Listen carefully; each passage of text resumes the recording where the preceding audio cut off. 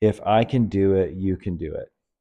If a kid who didn't have good role models, didn't have consistency growing up, had undiagnosed ADHD, who was like not athletic at all, can build a business with his wife, can make a good living and provide for himself and his wife, pay his bills, and live as an expat in Spain, then, brother, whatever your dream is, you can do it too.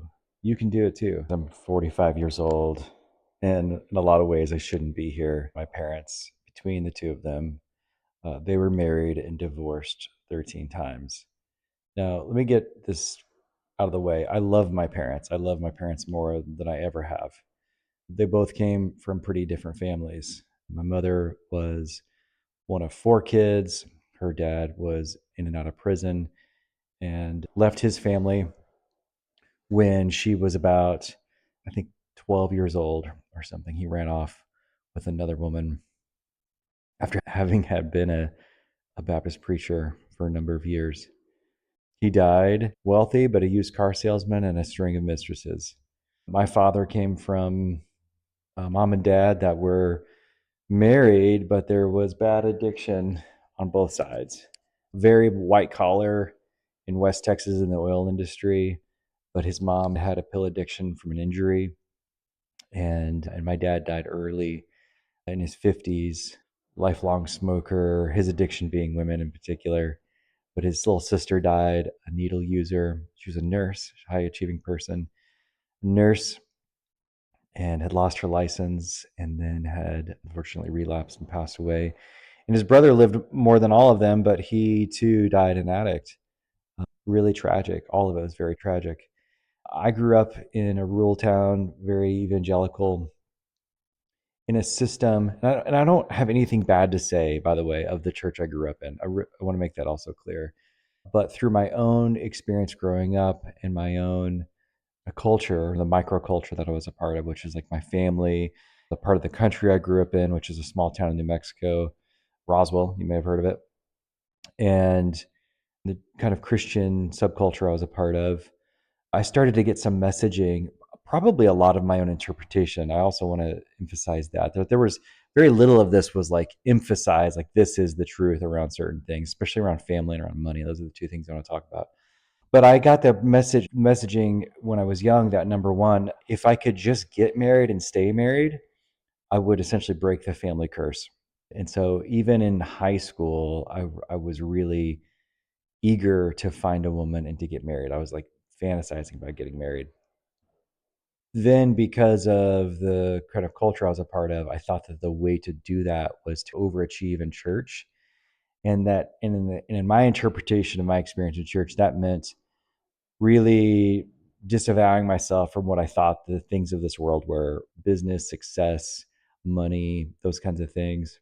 It took me a long time to recognize this, probably in my late 30s, and I'm 40, almost 45 now. As I said, I recognize that a lot of the men I grew up around, if they had money, whether it was my grandfathers or people I knew, those guys tended to be men who left their families, abandoned their families, and were just not men who I perceived that I wanted to model. And so I judged money as this thing. If I had money, then I was going to be a horrible person.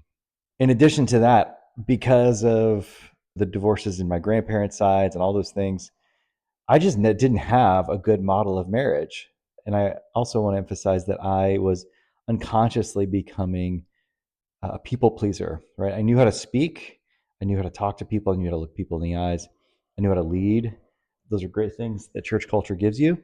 And so I was like an emerging student leader, not really a great student, although okay, but I had undiagnosed ADHD. And you're starting to probably see a picture here that like this stuff doesn't add up to a person who is capable and successful. And then that was the truth. And in addition to that, I was the type of kid, probably because I was a little bit gregarious and could speak well and was articulate, that people perceived as someone who had their shit together and was capable. People pleaser, capable, somewhat high achieving, grades that were sometimes good if I applied myself, very active in church, meant that I ended up being a pretty good codependent. And church culture, unfortunately, lends itself to that. And I could get way into all those details later. And if you have any questions about that, please leave a comment around it. At any rate, that codependency, people pleasing part, lack of ambition led me to not only get married early, but to lose myself in trying to impress that person and do whatever I thought she wanted, and then for that relationship to break apart. Fast forward, getting some wholeness in my life, some real reflection from other people. 3 years later, I got married. Pretty early on, my wife's like, "Hey, man, you're super codependent." Thankfully, I had a father-in-law who was like, "Man, the odds are against you. You need to know that." And you're divorced. You're marrying a single mom. You've come from a family where this is rife. You need to work on this. And he was right. And those weren't exactly his words, but that was the subtext of what he was saying. And I threw myself into it. What I didn't realize was I also had to throw myself into recognizing the parts of masculinity that I was afraid of. Ambition was a good one. Making money would be another way to describe that, because I had so much judgment around the men in my life. My dad never paid child support. So there's this unconscious thing that if you have money, you don't get love. It's like really insidious stuff. It's taken me a lot of work and a lot of time to unwind from that and to heal from all that. And really, what that looks like is being honest with myself, like being honest of my judgments and getting underneath the surface over and over. It's taken a tremendous amount of resources. I don't mean just like money, time and thoughtfulness and daily action to lean into this stuff. And now I live in this beautiful home. I have there's my yeah, there's my pool, but in front of it is my, what is that called? My drying rack.